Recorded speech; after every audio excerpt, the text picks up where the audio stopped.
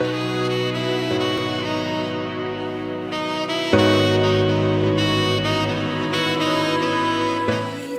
for you to arrive again.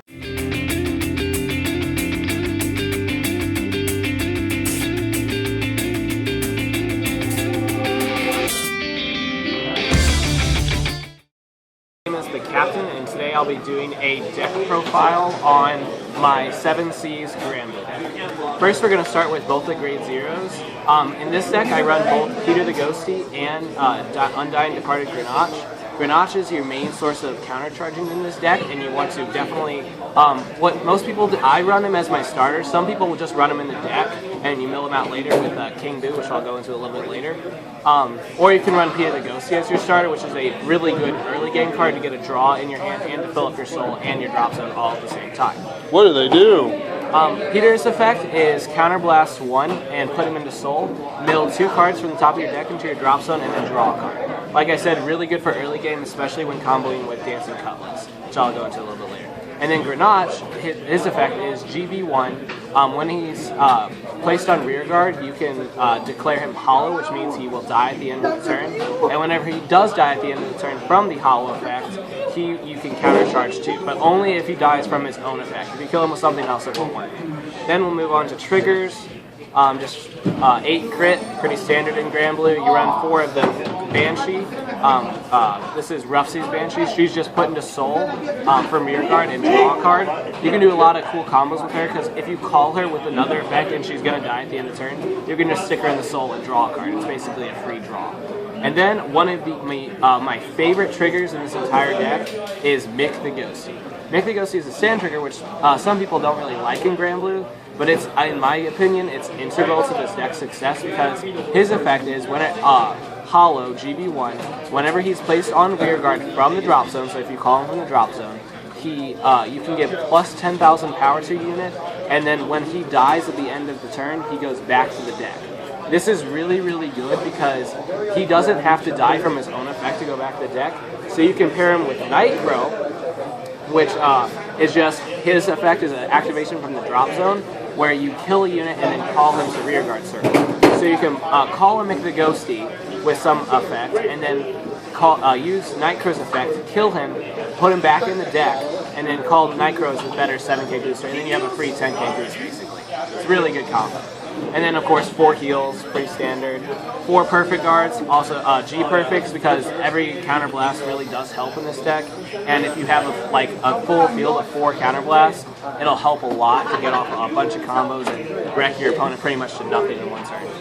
And then we run 3 Nightcrow. He's a pretty good card. I almost would run him at 4, honestly, because of the fact he's so good, but it's just my grade 1 lineup's pretty tight.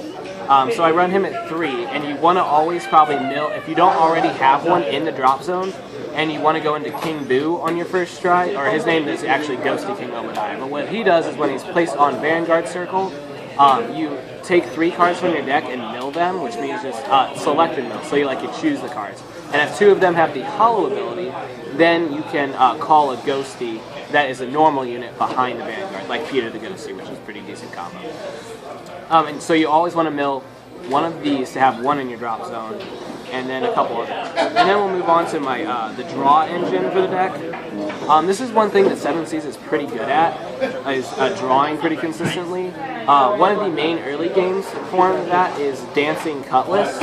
Dancing Cutlass is whenever he's placed on rear guard, Soul Blast 2 cards and then draw a card. This is really good early game because if you're on grade 3 or if you soul charge one of the crit banshees, you can use him immediately, draw a card, and then fill up your soul at the same time with the grade 1 and grade 2 that you wrote. So he's a pretty good card. And then also we have Banshee, which is better late game because she only soul blasts 1 and is a 6k instead of a 5k. She just is a better card to call than Dancing Cutlass if you need that late game draw that you're low on hand or something and you just need to use her instead. Now let's move on to the grade 2s. The grade 2 lineup is a little bit, I'll say, wonky because I run it a little bit different than most people do. I run 3 Negro Rook, which is pretty much the bread and butter of every Granblue deck nowadays. What he does is, he has the hollow skill as well, and he's GB1 skill, he gets plus 2k whenever he attacks. And then if he's hollowed, so if he dies at the end of the turn and he uses effect, which is a GB1, he gets plus 5k. So he's a 16k beater, which is really, really, really good in Granblue because you can just attack with him, kill him, call another one, and have multiple 16k attacks pretty easily with little to no effort. Then let's move on to Runeshade. Runeshade is actually she just got reprinted in set set 6, GBO 6, and what she does is activation on the Vanguard or Rearguard circle, which is really good early game. You mill 2 cards from the top of your deck into your drop zone, and then she gets plus 2k. So this is really good early game because you can put it on the Vanguard or Rearguard and start filling up your drop zone for combos, and then she's also an 11k beater against any Rearguard, which is pretty nice. So that's why I run her at 3. Then we also have the other pretty good card, grade 2 in this deck, which is Columbard. Columbard is the so-called Amber clone for Granblue. What he does is whenever he's boosted by a unit, counterblast 1 and call any card, which is really good because you can call another Columbard, you can call a grade 3, you can call a trigger, it doesn't matter, you can call a Mythigosi, it doesn't matter, you can call anything, which is why this Amber clone is actually a lot better than most in my opinion. No, I forgot the 2 Stride Fodders, just generic. I run 9 grade 3s in this deck, so I just took it down to 2 instead of running it 3 or 4. Because, I mean, for this deck, you can pretty much pitch whatever you want, whatever you need, because you're just going to use it later. So it's not that big of a deficit to you if you pitch 2 grade 2s or a grade 2 and a grade 1. It's not going to matter too much. And then the other 2 techs of my grade 2 choices are Poker, Earth Elemental Poker. His skill, it reads, Soul Blast 1, when this unit is placed on Rearguard, there's a face-up Prey Elemental in your G-Zone. You may pay the cost. If you do, choose one of your lock cards and unlock it. So he's really only teched in for the Link Joker matchup. I tech him at 1 because there's no reason to run him at any more. And yeah, it's just that one of those like 9 out of 10 games you won't have to use him, but on that 10th game, if you do need to use him, he can win you the game pretty easily because you can just be like, okay, you lock my cards, Poker, I just unlocked them all. Nothing you can do really. And then the other tech is a Skeleton Cannoneer. I might run him at 2, but I'm running him at 1 just because my lineup is so tight. I might take out a Runeshade for him. But what his skill reads is Hollow. When it's placed on Rearguard, you may have it become hollow. If it does, it dies at the end of turn. And GB1, when he's placed on Rearguard, counterblast 1, choose one of the opponent's Rearguards, retire it, and you draw a card. So this is really good against control clans that are really heavily Rearguard reliant, such as Aqua Force or Angel Feather. Like if you take out their Broken Heart, they're pretty crippled unless they have another one in hand, and you get a draw for it, which is really nice. It's just he's kind of expensive. The counterblast 1 can kind of mess up your combos at the beginning of your turn. That's why I only run him at 1, because it's kind of situational when you have to use him. But whenever you do, it's just nice to have. So that's why I run him at 1. And then next, grade 3s. Obviously, in any good Nightmist 7Cs deck, you want to run 4 Nightmists. This is a break ride, which means limit break 4 whenever you have 4 damage in your drop on your damage zone. Whenever a unit rides this unit, a Granblue obviously, the unit gets plus 10k, your Vanguard does, and you get to call 2 units from your drop zone. They get plus 5,000 power each, and they die at the end of the turn. So this combo is really, really well with this deck because you can call units that already are going to be hollowed anyways, like Necro Rook or, say, Skeleton Cannoneer. And since they're already going to die anyways, his plus 5 is basically free. So yeah, that's why he's really good. And then another thing is I run 2 Nightstorm. This card is probably one of the oddities of my deck because of the fact that no one really uses it in 7Cs except for me. And the reason I do that, I'm going to go into this a little bit later whenever I show you some combos with it, but I'll just redo the effect right now. Its effect is counter GB1, hollow. At the end of the battle, does this unit attack the Vanguard? If this unit is hollow, you may pay the cost. If you do, choose up to 1 card not named Mighty Rogue Nightstorm, so itself, from your drop zone, and call it to a rearguard that this unit is not on. This is one of the best combo cards in my deck, and I like it a lot. And then it also has a secondary effect for the Vanguard, which is Counterblast, Soul Blast 1. Search top 5 for a hollow and put it in your hand. But if you ride this card, the odds are you're probably not in a good position to win the game. I have before. It was really lucky because I used Mareed, but you do not want to ride her. She is not your ride target. You want to ride Nightmist, or you want to ride Plegaton. Plegaton's effect is counter. He has an interesting effect, but his first one is whenever he's ridden on the Vanguard, just call a card from your drop zone and it dies at the end of the turn. Really helpful early game if you just want to call out that Banshee, so less want to draw. It'll die, so it's not that bad. But if you're going first and you want to ride grade 3, he's not a bad option. But his second effect is what makes him interesting. It combos really well with the Break Ride. His effect from the drop zone is Counterblast 2 and ride him as stand on the Vanguard at the beginning of the ride phase.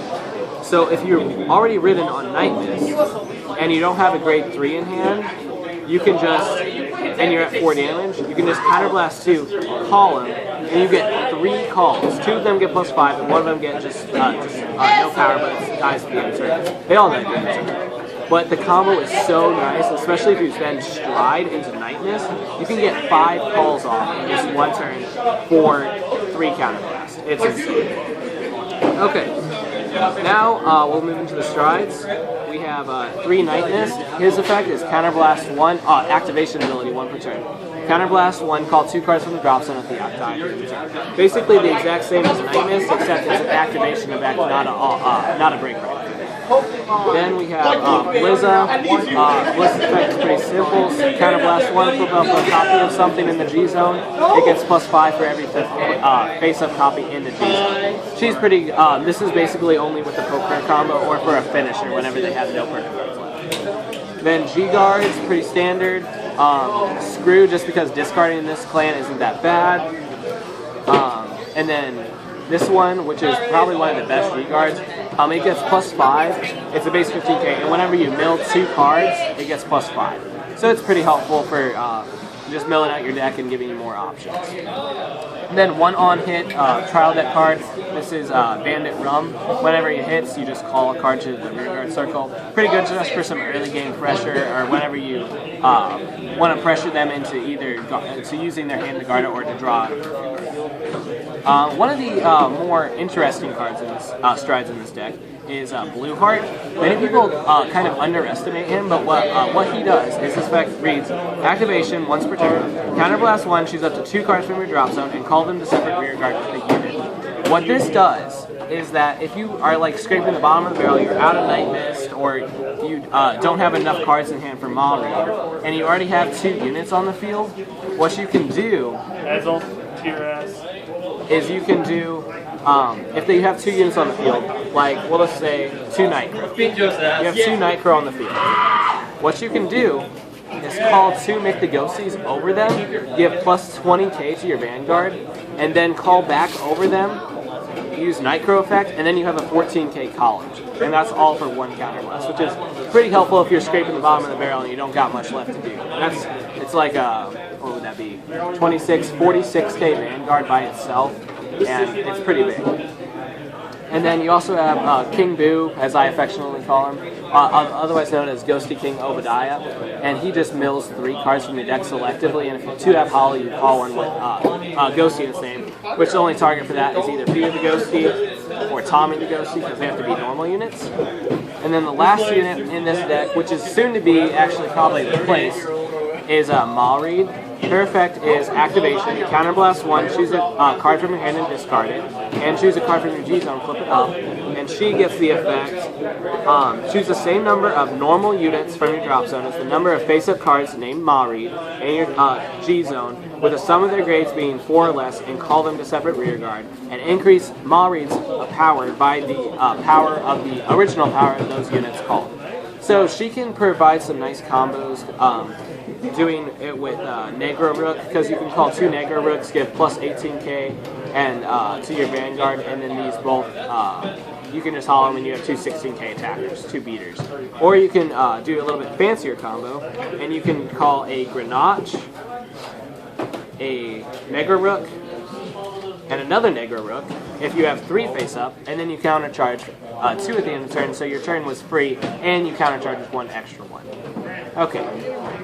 Oh, and lastly, we just have Seabreeze just for the early game. This deck functions pretty well at the early game, actually, so the chances you have to use this are pretty low, but if you don't, and they're just stalling you, and they say they're like Aqua Force, and they can just stall you better than you can, then you want to go into Sea Breeze, because you can afford the counter charge with Grenache especially, and just get it back. Okay, now that we're done with all the cards, let's go into some combo plays. Move all this stuff out of the way. Okay. So, we're going to go, you're on Nightmist. You have, let's just go the scenario, you have 0 rear guards on the field. Okay, so your hand at least has 1 Nightmist in it, in Strike Pod.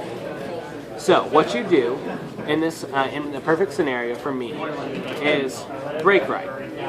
And you have, let's see how much counter, you have 4 Counterblast.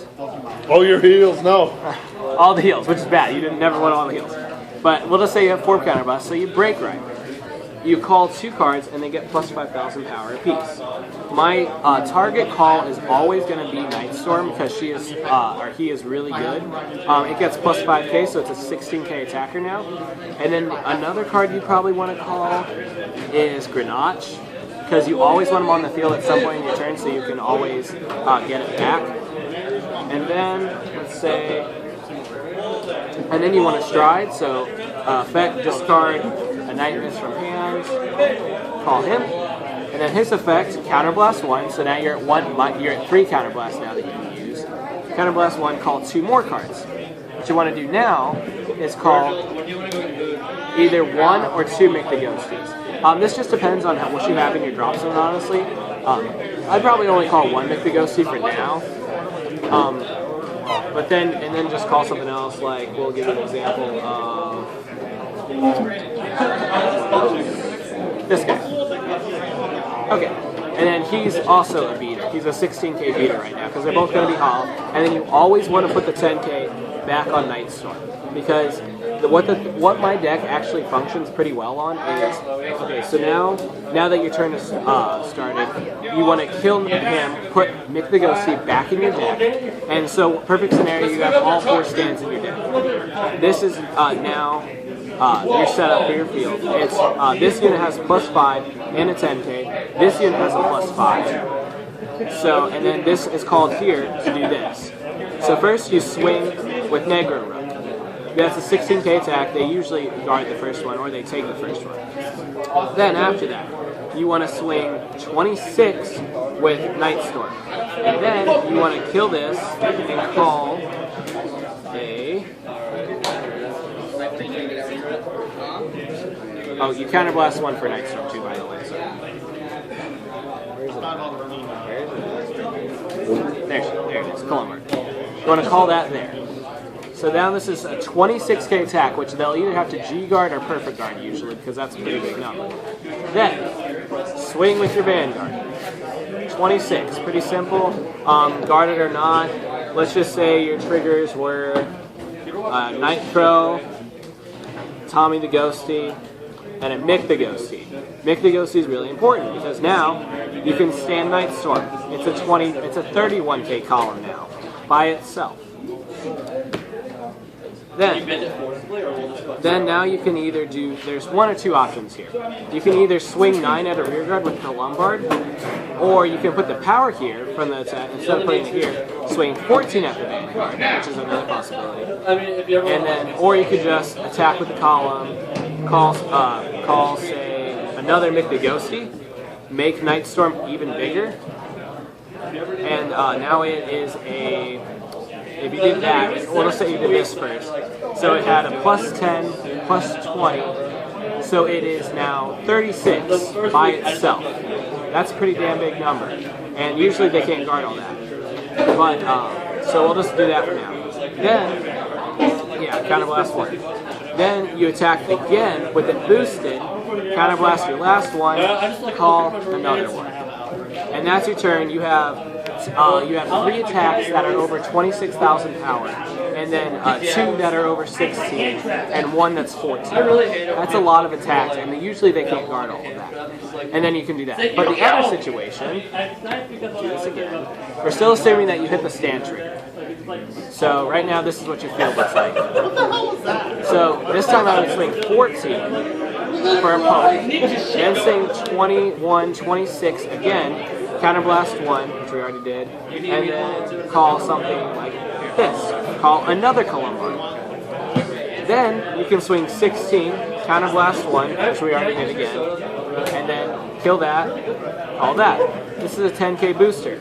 16, 26, or yeah, 16, 26 in the bang. Again, a really another attack, and that one doesn't cost as much counterblast. It's kind of, it doesn't really matter too much whether you call it Mick the Ghosty or just do the double attack thing. It just depends what you have your drops in. Like, prime scenario, you want to have 4 Mick the Ghosties in your deck at all times, no matter what. Like, him and Nightstorm are your main combos. They're the best combos you have, just because of the fact that literally, if you can't break ride and you can just stride, you can call Mick the Ghosty and Nightstorm, use Nightcrow on him, call a Columbard, kill that, call that. And that's assuming you didn't hit any stand triggers or anything like that. It's a really good combo, and that's what my deck focuses on a lot, is these two together. And so it just depends whether or not you want to focus more on draws, multiple attacks, or power. This is a power-focused deck that's stand trigger, that has a really good stand trigger. Some people like to run one called Slash Slade, which is a grade 2 9k that turns into an 11k attacker. It's like whenever your Vanguard attacks, counterblast 1, kill a card, and call it. I don't like that card because it's too counterblast heavy, and it can be pretty susceptible to whenever they get power, and then you can't poke them. That's why I just prefer going with the power hitting columns, or the minimum 16k base attacks. That's what this deck is focused on, and that's what I like most about the deck, and that's my deck profile. Alright, thank you, Mon Capitan. Be sure to like, comment, and subscribe on Imagine Your Goddess. Sayonara.